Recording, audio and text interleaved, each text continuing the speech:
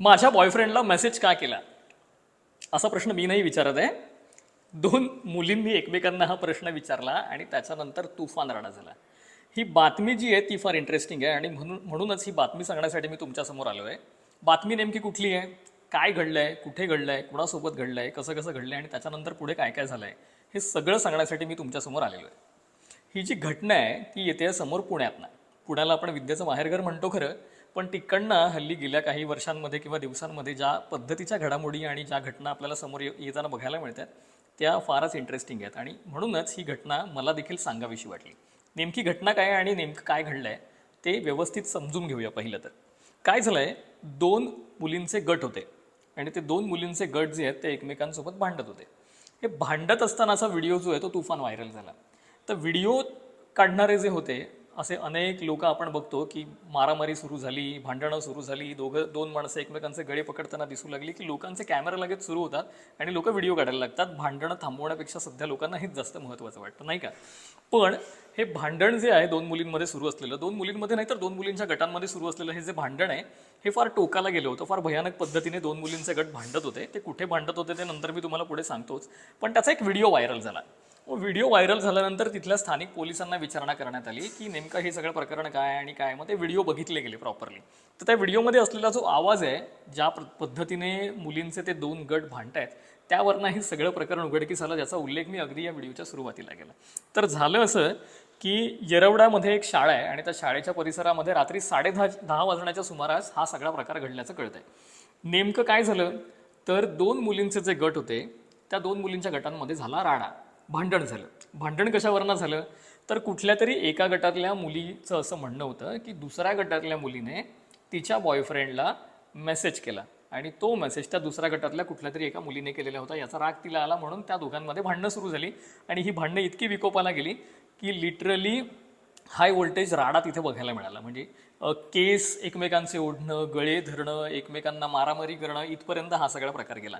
आता नेमका ह्या मुली कोण होत्या, त्या कुठल्या होत्या ह्याबद्दल अजूनपर्यंत कुठलीही माहिती समोर आलेली नाही. मात्र या संदर्भातला जो व्हिडिओ आहे तो तुफान व्हायरल झाला आणि तो व्हिडिओ व्हायरल झाल्यानंतर प्रश्न असा विचारला जातो आहे, अनेकांमध्ये चर्चा अशी रंगलेली आहे की जर का असाच प्रश्न जर का कुठल्या एखाद्या मुलीच्या बॉयफ्रेंडबाबत विचारण्यात आला तर त्या मुलीने काय केलं असतं किंवा मुलगी म्हणून तुम्ही काय कराल किंवा कशा पद्धतीने यावरती रिॲक्ट व्हाल, अशा पद्धतीचे प्रश्न यावरनं आता नवी चर्चा जी आहे ती रंगत चाललेली आहे.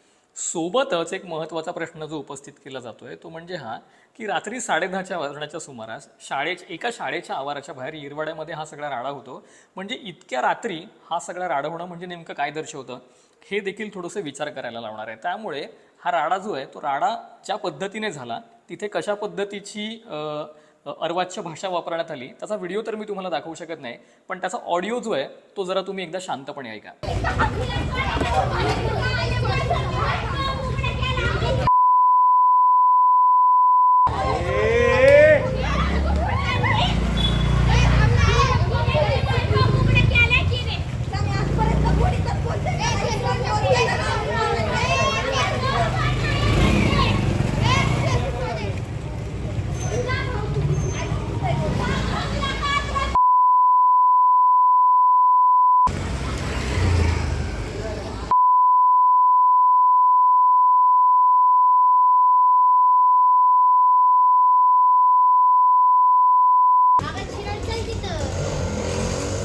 आता हे सगळं ऐकल्यानंतर तुमच्या साधारण लक्षात आलं असेल की जो व्हिडिओ आहे आणि व्हिडिओ काढणारी जी लोक आहेत तिथे बसून पूर्ण त्या सगळ्या जो काही राडा सुरू होता त्याची निव्वळ मजा घेत होती. आता यातून दोन गोष्टींचा विचार करण्याची गरज आहे की अशा घटना का आवडत आहेत. या पद्धतीच्या ज्या घटना आहेत ही पहिली घटना नाही आहे. जरी येरवाड्यामध्ये झालेल्या घटनेमध्ये लहान मुली किंवा तरुण मुली दिसत असल्या तरी देखील अशीच एक घटना बीडमध्ये देखील आपल्याला बघायला मिळाली होती. बीडमध्ये देखील एक हत्या करण्यात आली. मैत्रिणीनेच मैत्रिणीची हत्या केली कारण तिने तिच्या मैत्रिणीला बॉयफ्रेंडपासून दूर केले याचा राग मनात ठेवून. त्याचा सविस्तर व्हिडिओ देखील तुम्हाला इथे माझ्या कुठेतरी तुम्हाला लिंक मिळेल आणि तिथे तुम्हाला बघता येईल किंवा डिस्क्रिप्शनमध्ये लिंक मिळेल, त्यावरनं तुम्हाला त्याचा सविस्तर व्हिडिओ बघता येईल.